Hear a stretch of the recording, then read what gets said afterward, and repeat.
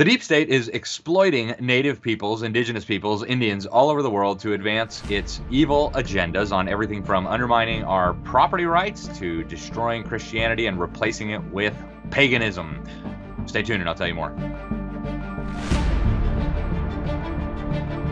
Welcome, everybody, to another episode of Behind the Deep State. I'm your host, Alex Newman, for the New American Magazine. Thank you so much for joining us. Now, this is a topic we've been covering for many years in the New American, but it seems to be coming to a head with the Biden administration. I'll tell you some of that in a little bit. But, folks, the UN has determined, and the deep state behind the UN have determined that using and weaponizing and exploiting Indians is a good way to advance the agenda. They prey on people's guilt. They prey on phony history. They prey on injustices of the past to offer them a pretext for undermining freedom, undermining the very things that make life possible and enjoyable for all peoples, including native peoples and indigenous peoples. There is no difference between a native person and a non-native person when it comes to needing food, needing water, needing resources and energy, right? And of course, desiring individual liberty. But what we have is this effort to divide people into different categories. Oh, you're an indigenous person. You're not an indigenous person. And then use these fault lines to bring about the deep state's agenda. And we see this. I mean, it's been in the news all over the place over the last year. Of course, we just saw recently Pope Francis went to Canada and engaged in all sorts of bizarre pagan rituals with Indians there. We had some articles about this at the New American. In fact, a lot of Catholics around the world and here in the United States expressed deep concern and even shock over some of these things that the Pope was involved in while he was in Canada. But of course, that's just the start. And the UN has been on this bandwagon for a very long time. In fact, in 2012, at the UN Climate Summit in Cancun in Mexico, the head of this operation, Cristiana Figueres, actually opened the UN Climate Summit with a prayer to the Mayan goddess Ixchel. And she said this was the goddess of tapestries and creativity. Turns out Ixchel is also the goddess of cannibalism and human sacrifice and war. So very strange to open up a climate summit, or maybe not, with a prayer to a goddess of cannibalism. Very bizarre, folks. And I mean, this stuff is ramping up. Just this year, a few months ago, the UN hosted its annual Permanent Forum on Indigenous Issues, and they handpicked a few Indians to come and supposedly represent their people. And of course, they just came and parroted UN talking points. They complained that extractive operations, mining, getting oil and energy and things like that, were hurting Indians and hurting the land and hurting Mother Nature and hurting their culture and all these kinds of things, which, of course, happens sometimes.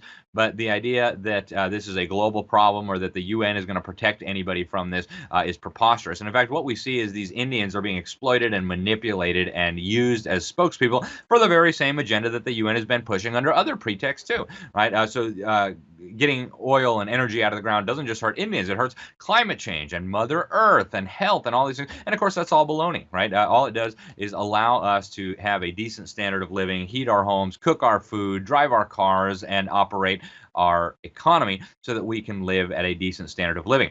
No surprise, one of the leading communist Chinese operatives running the UN, Liu Zhenmin, he is the Undersecretary General for Economic and Social Affairs at the United Nations.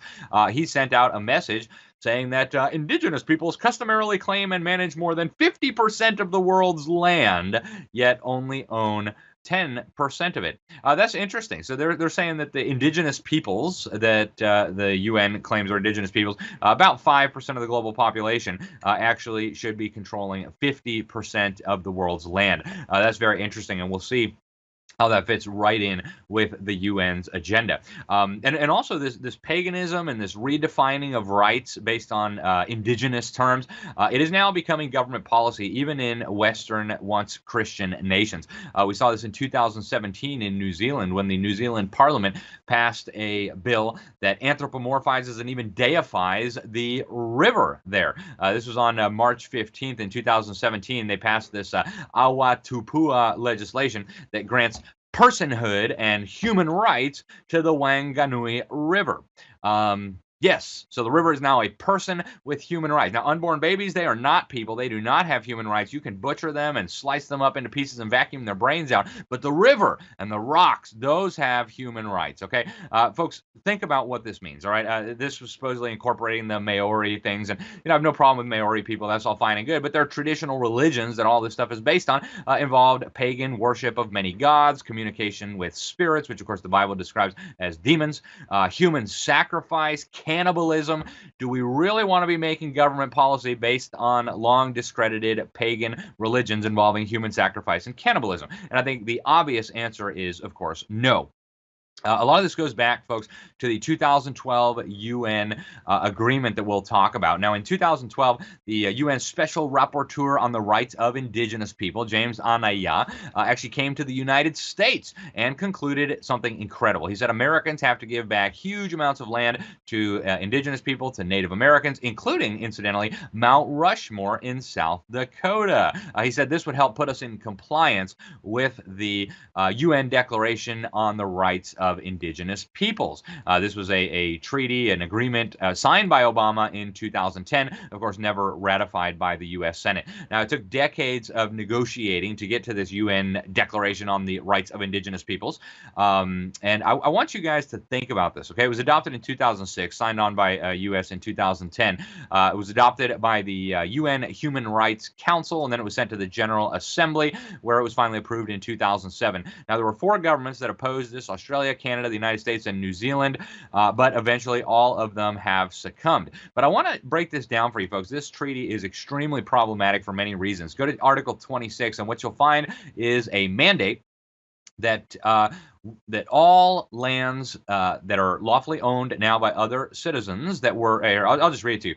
Indigenous peoples have the right to the lands, territories, and resources which they have traditionally owned, occupied, or otherwise used or acquired. All right, stop and think about that for a moment, folks. All the lands that they have traditionally owned, occupied, or otherwise used or acquired. So did they ever hunt somewhere? Did they ever bury a person somewhere? Did they ever walk through somewhere? Because that's used, right? I mean, if you walked through it, you used it. Then it needs to be returned to the Indians. So folks, stop and think about this for a moment.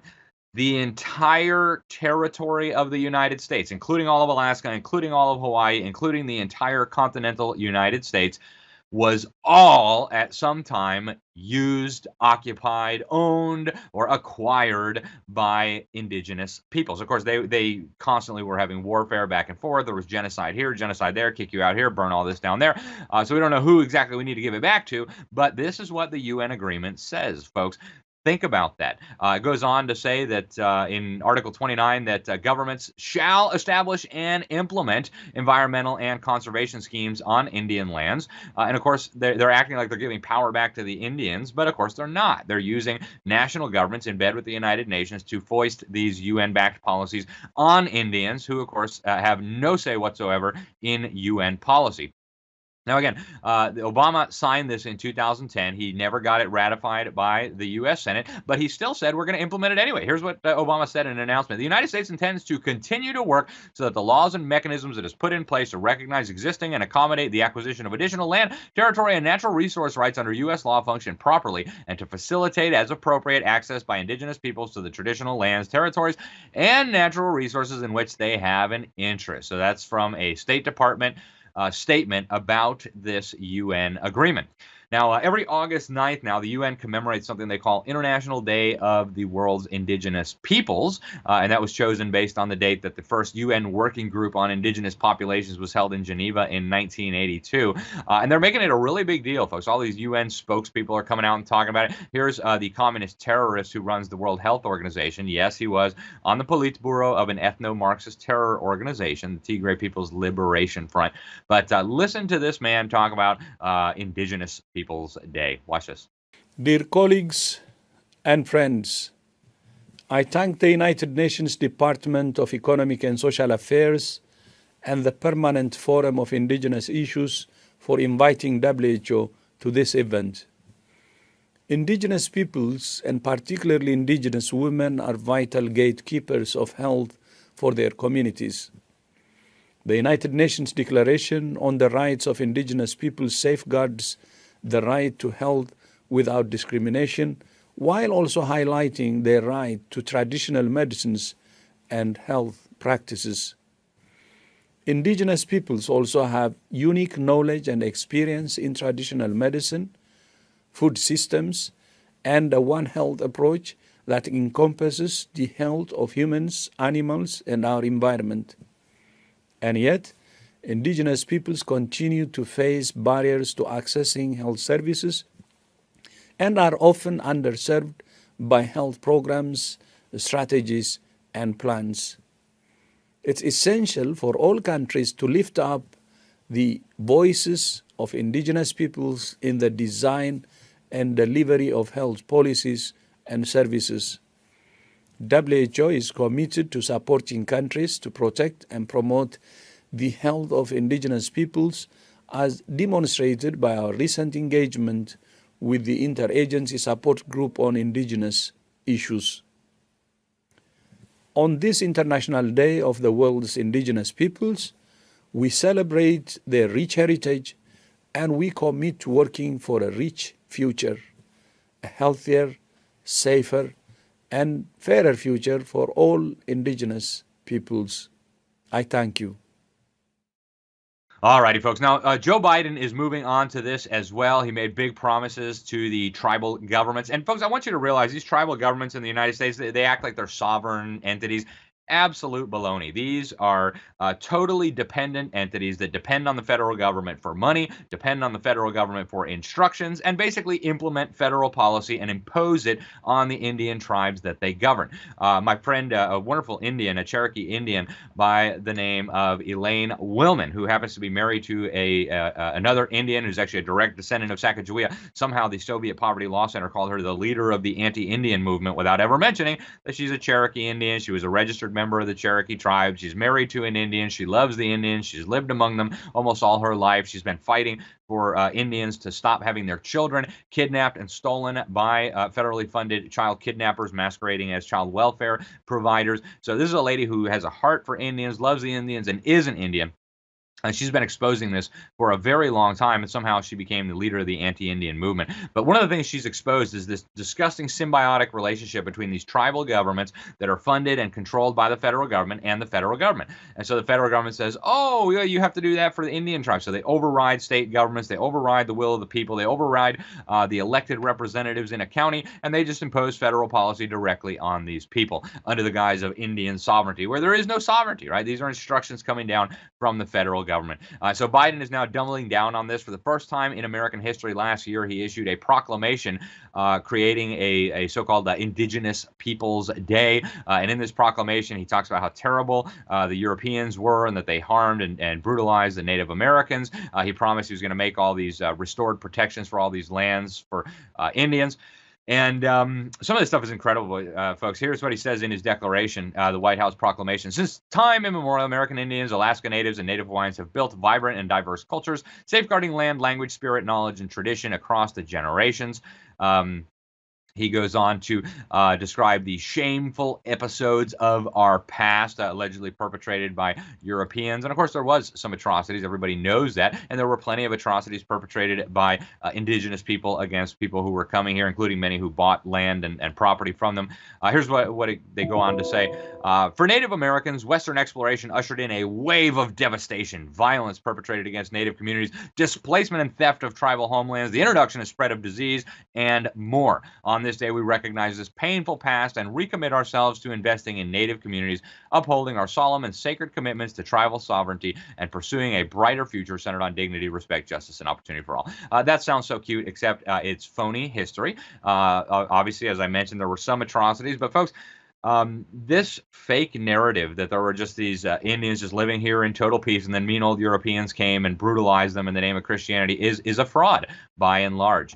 Again, there were many horrible things done on both sides, but if you understand the way life was before Christianity arrived, you understand there was genocide, there was cannibalism, there was human sacrifice, there was barbarism. There was just absolute horror. And as Christianity and the gospel and freedom arrived, a lot of those things stopped. And there are countless Indian Christians today who are actually very happy that Christianity arrived on their shores, that Western civilization arrived on their shores.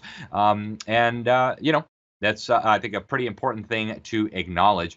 So Biden goes on to say that he's going to protect all these lands, give them to the Indians. He says this announcement is not just about national monuments. The administration is centering the voices of indigenous people and affirming the shared stewardship of this landscape with tribal nations. That's according to Secretary of the Interior Deb Haaland, who is a citizen of the Laguna Pueblo Nation.